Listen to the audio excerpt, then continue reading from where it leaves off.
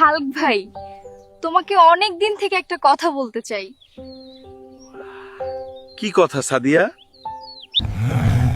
Hulk, তোমাকে আমি অনেক পছন্দ করি। হাল্ক ভাই, জমিদার সাহেবের পুকুরে বিশাল হাঙর এসেছে, সবাইকে খেয়ে ফেলবে। যে এই পুকুরের হাঙর মারতে পারবে তাকে আমি পুরস্কার দেব। জমিদার বাবু, আমি যদি হাঙ্গর মারি তাহলে সাদিয়ার সাথে আমার বিয়ে দিবেন? ঠিক আছে হাল্ক বম, আমি রাজি। আজ পুকুরের হাঙরের শেষ,